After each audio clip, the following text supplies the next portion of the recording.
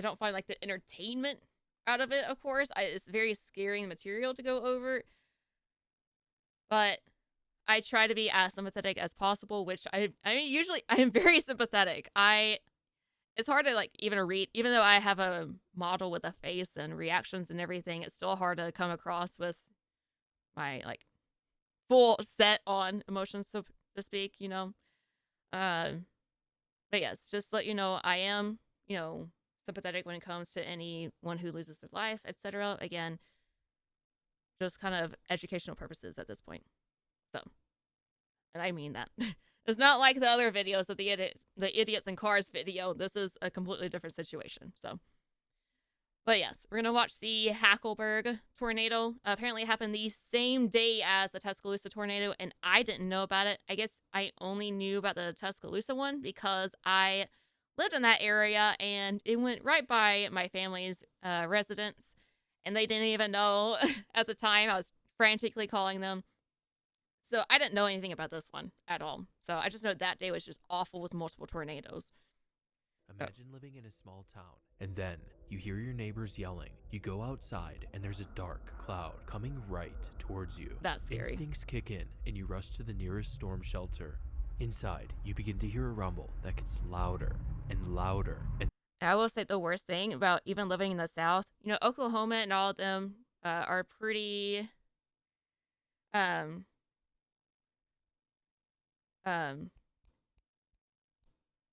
what am I saying? Okay.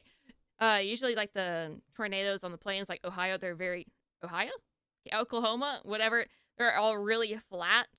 Being in the South, there's a lot of hills, mountains, etc. And typically any tornadoes are usually rain wrapped, so they're very difficult to see.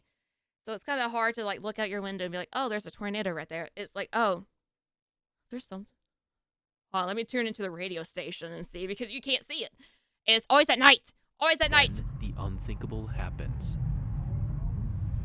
Yeah, do we have a The storm chaser? shelter's roof is torn away. You did everything right, but it still wasn't enough. For Was this an F5? It ripped this. those caught in the path, Oh my this was gosh. truly an unsurvivable tornado.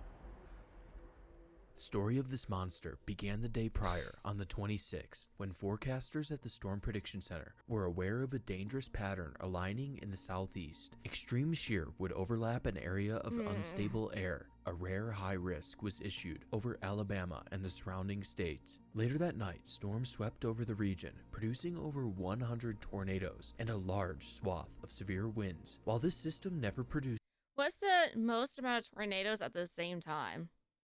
Was it on this day? I mean, you have to think over 100 tornadoes. I know the state's pretty large and everything, but 100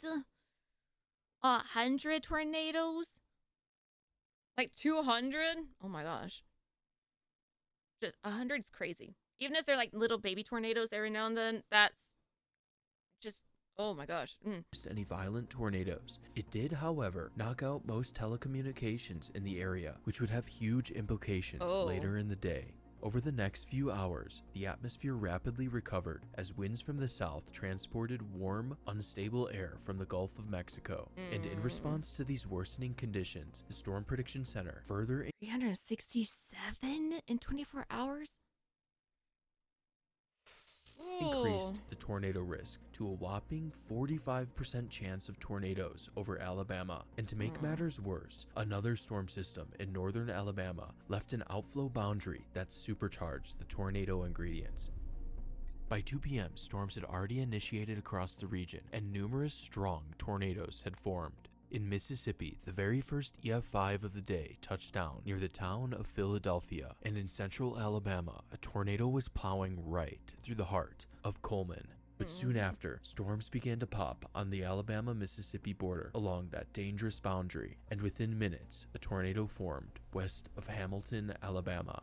Explosive convection was ongoing across the southeast, and right on the Mississippi-Alabama border, a group of new updrafts formed right along that boundary. Soon after, the southern updraft took over, and a large hook formed on radar. Jason Jarrett saw the rapid rotation in the clouds. Oh, you were He right captured there. these 3 photos of the storm's wall cloud as the storm moved northeast away from him. At the same time, the National Weather Service issues a tornado warning for the storm, and minutes later, a tornado touches down west of Hamilton, Alabama. While the tornado races northeast, Lily Hartley is on her way to church. She notices something on the horizon and pulls over to get a view, and what she records is shocking. A tornado is moving right through her hometown. Oh, no. Lily is the first person to capture video of the tornado, although she is certainly not the last, as the tornado is rapidly gaining strength.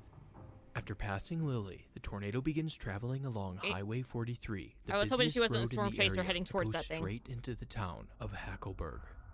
Kayla Stidham snaps this photo of the tornado. In a short amount of time, the tornado has grown into a wedge and is now producing EF4 damage. Almost immediately after, the tornado...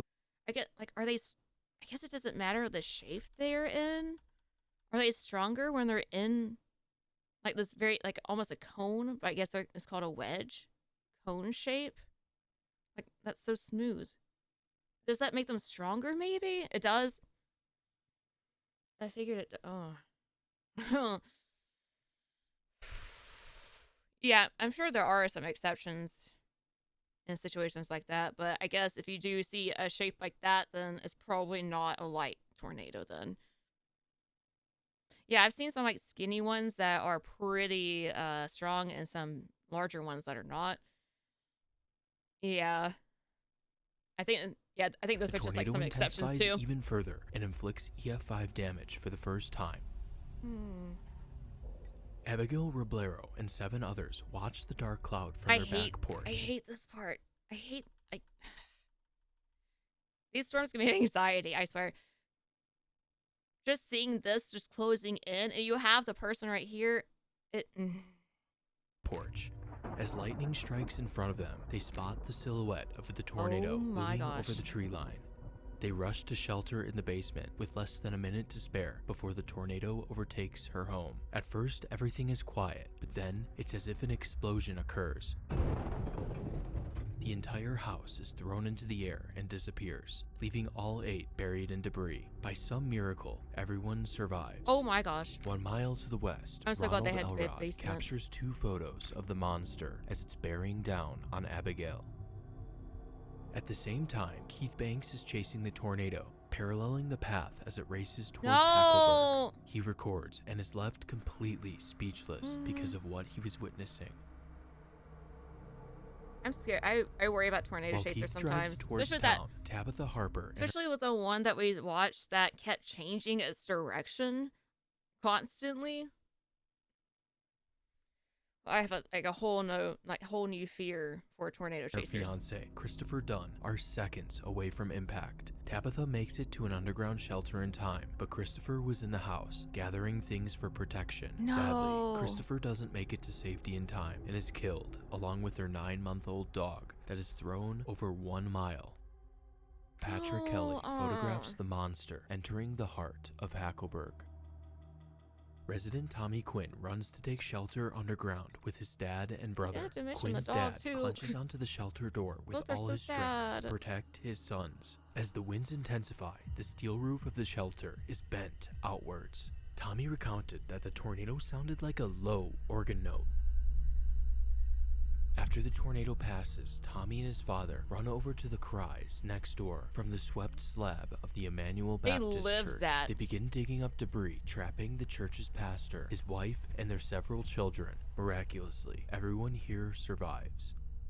The tornado is now moving into the most densely populated part of town. Cars are thrown more than 200 yards, and in one home, the foundation slab is cracked as the home is forcefully ejected from the concrete pad. At another home, William Luttrell and his grandson are sucked through their living room window, sustaining gruesome injuries, but thankfully surviving. However, most people in this area are not as fortunate. According to the town, you get sucked through a window and you survive? Like, some of these are absolutely crazy. Like, the people went to their basement and they're fine. And then some people went to a shelter built for tornadoes and that got ripped out of the ground. It's like some parts of it are more intense than others. tornado, they was really chief baffle of me. police, finding the death toll took nearly a week because everything in town was reduced to shreds. That's crazy. Ultimately, it was determined that 14 residents died on these 2 blocks. East of the denser neighborhoods in Hackleberg, the tornado impacts a multi-building complex, and one of the large 2-story apartment buildings is swept away. However, the largest structure impacted in Hackleberg is the Wrangler gene plant, which sustains a direct hit from the core of the tornado. Genes from the plant are swept up by the tornado and are found over 40 miles away. Of the 13 people on site, 1 employee is killed. After devastating Hackleberg, the tornado continues by mowing. I would be scared to be in a warehouse because there's no, it's just an open, there's not like a whole lot that's firmly securing the building. I feel like you just have the sides and the roof. I don't know. I feel like it just wouldn't be strong, and I feel like, oh, no. Down the dense forest while moving at a blistering pace of 52 miles per hour. Despite moving through rural Alabama at this point, local Beretta Saint is just east of the tornado and records as the beast passes by. That's so fast. In Beretta's video, you I guess can because see you're how the purely tornado had sideways and grown not into a massive angle or behemoth anything. and looked nothing like the stereotypical tornado we picture in our mind. This tornado was truly hell on Earth. The tornado is sustaining its immense EF5 strength and is now approaching the town of Phil Campbell. How long was this path? 10-4. Phil Campbell 3 to 911. I got rotation coming through Phil Campbell right now.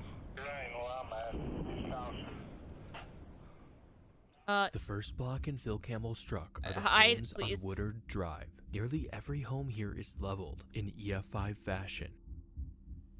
The tornado now moves along Highway 237, which leads to downtown Phil Campbell. The winds of the tornado are so strong, a storm cellar has its roof torn off, but it's unknown if anyone was sheltering here at the time.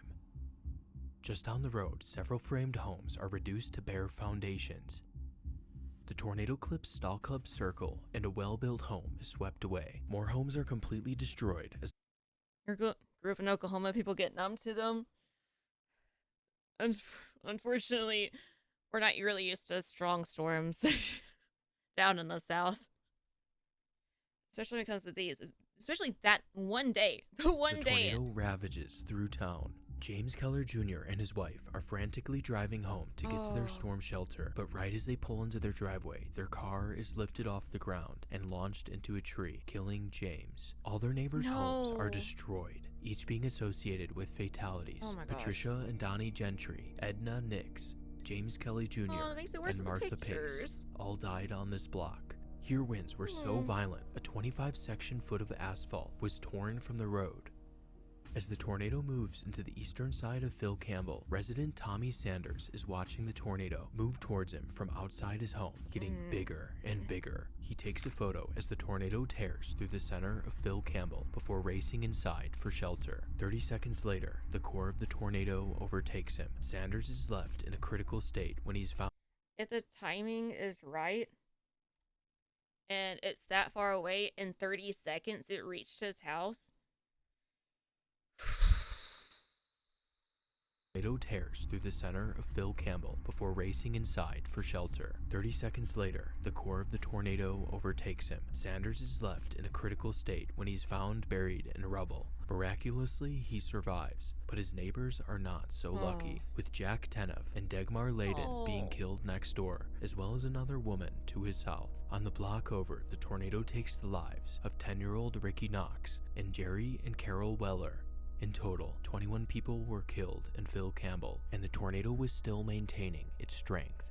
Raymond McKinney, who's working at the time, captures the tornado as it leaves Phil Campbell. The massive tornado quickly moves along the horizon and is soon out of view. If it swings around, we're done. The tornado enters the community of Oak Grove. While this area is more sparsely populated, every building it hits is destroyed. A large brick building is swept off its foundation, killing 2. Another home is destroyed, where a Corvette is tossed over 200 yards. Oak Grove resident Rod Smith is totally unaware of the oncoming tornado. He senses something is wrong and goes outside to watch from his front porch. Everything is eerily calm, but then he sees mist begin to spiral upwards into the sky, and suddenly a black wall appears, plunging him into darkness. Instincts kick in, and he rushes to a storm cellar, barely securing the door as the tornado's pressure begins to pull. Inside the shelter, the pressure drop is so extreme, he could feel his stomach being pulled from within. Many stories similar to this are reported along the tornado's path. In one storm cellar, the sudden and drastic pressure drop ruptured a root canal, and in another case, someone reported having their tear ducts ripped. This is all that was left of Rod Smith's. This is in Alabama. I've heard of eardrums bursting. I have never heard of like a bloated stomach, a ruptured root canal, and your tear ducts being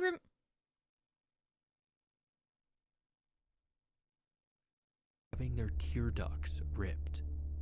This is all that was left of Rod Smith's home.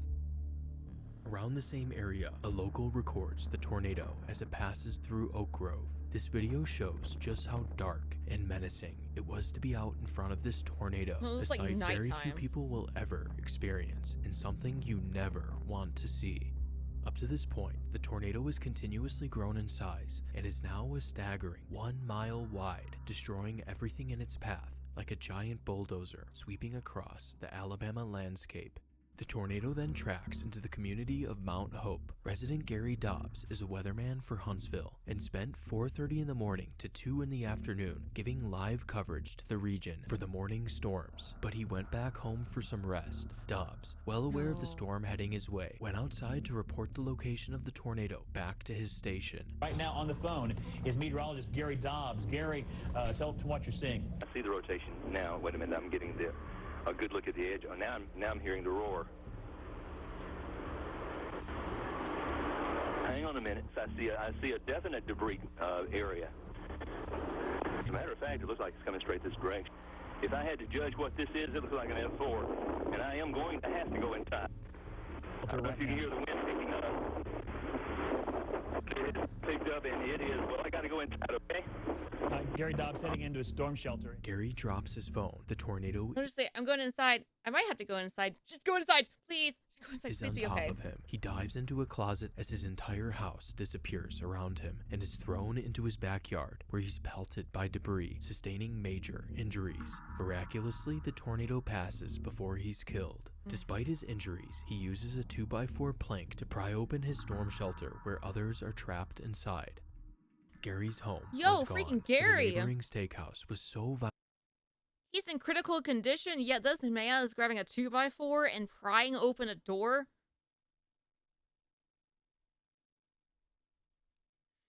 Like the Weathermen are built different. They really are. They really are. It's probably even the adrenaline rush, maybe, but still, that's crazy. Like that's a good guy. Good guy. Violently destroyed. That large pieces of Almost concrete lost his foundation life had by been pulled from the ground. reporting the tornado. The tornado marches onwards, killing livestock and destroying homes, now moving towards Highway 24.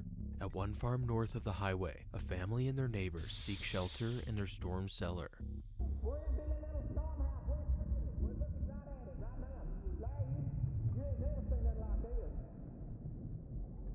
Oh, what just happened? Oh, I had it clicked over here. So, like, it was a wind so bad that it sounds like they were echoing talking. Like, ugh. They film, waiting, not knowing what was going to happen.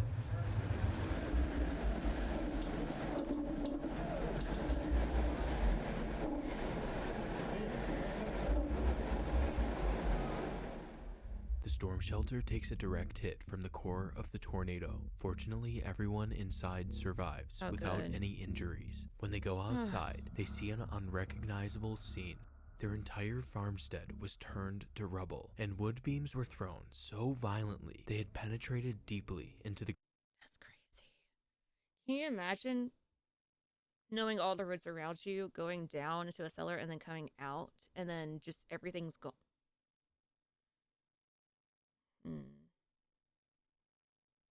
And this is why you don't need to be outside. This is probably all the way down here. That probably all the way down here. Ground. The tornado races onwards towards Langtown. Here, the Mays grocery store is struck, killing owner Lyndon Mays and relative Mary Mays. By now, the tornado has been on the ground for over 50 miles, and damage at the ground is more sporadic and weak. A common behavior when tornadoes are in their weakening state is that they turn to the left right before they vanish. A left turn at this point is a worst case scenario because that puts the storm's trajectory right into the Browns Ferry nuclear power plant, which just so happens to have the lowest safety marks of any nuclear reactor in the country. But this tornado is unlike most tornadoes. After briefly weakening, it re-intensifies and stays on the same course it had been on, now moving towards another target, the Nucor steel plant on Wheeler Lake. It directly impacts the industrial area, although the strongest winds of the tornado. Oh, that was the speaker of the tornado sirens? I've never heard a voice come over. I had no idea that was even possible. I guess, I don't know why I didn't think it was possible. Never thought about it, I guess. But oh my gosh.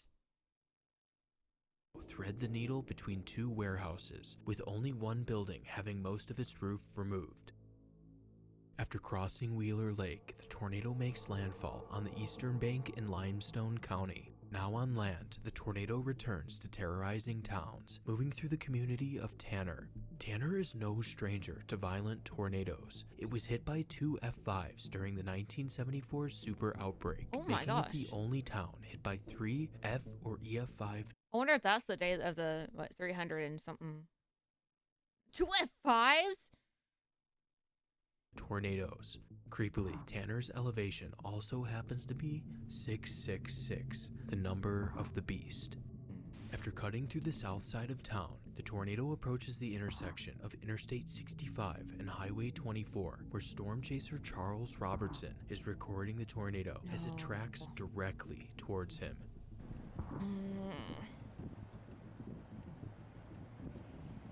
We have no time to go back. At least try to go somewhere. It's across the trees right now. Charles realizes he is directly in the path and escapes to the north just before the tornado overtakes his location. Not everyone here manages to escape in time, as several semi-trucks are overturned when the tornado crosses the interstate. At the same time, a resident to the east is recording the tornado from their front porch. They capture the rain-wrapped monster as it moves through the south side of Athens. Yeah, you can't see it. That's what usually happens in the south. You can still see the left edge. A beast is lurking in the rain. It just looks like clouds. It's around this time that Channel 48 News is... That's why it's different for us in the south versus like Oklahoma again, because you can see the tornado. It just looks like clouds for us. Most of the time, I should say. We always got warned, hey, don't go looking for the tornadoes. It's rain wrapped. You will not see it. Go inside. Focusing on the tornado, they observe the storm drawing closer from their live stream camera. Initially, you can only see a thick wall of rain, but within seconds, the tornado reveals itself. So we have a large wedge tornado on our alpha camera moving directly towards the camera. Eventually, power is lost, cutting the live stream, but the radar keeps scanning. The last radar scan shows the circulation right at the center of the image as it's being destroyed by the tornado. Even though it's only mid-afternoon, the storm is turning day into night. A prison guard videoing from the Limestone Correctional Facility captures how dark the sky gets and how close you need to be before you can actually see the tornado. There it goes. He's right there! The tornado is right there! The tornado passes 100 yards south of the facility, The guy's sparing just standing everyone out there. on site. The tornado then moves into the town of Harvest, Alabama, where the Ricks family records the tornado. The tornado was clearly much smaller than it was earlier in its life, but that doesn't mean it's weak. Right. Countless homes near Harvest are struck at EF4 intensity, including the Anderson Hills subdivision. But by the time the circulation crosses Alabama 53, it's finally weakening for good. At 4:50 in the afternoon, the tornado dissipates just east of Harvest, Alabama. Even though this monster had lifted, the rest of Alabama was still enduring an So it started here and ended here?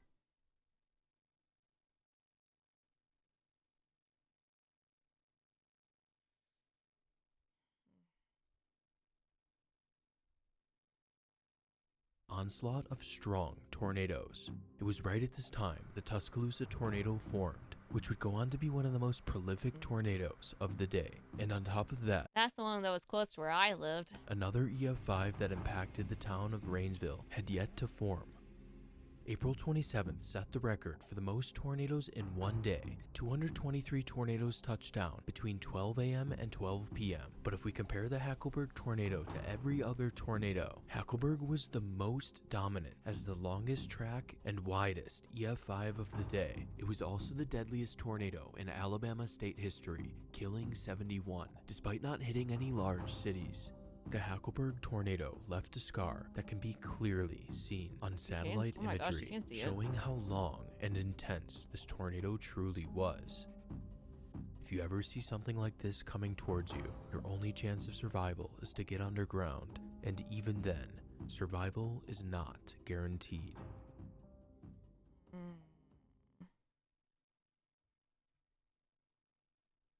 Yeah, please, if your weatherman says something, please do what they say.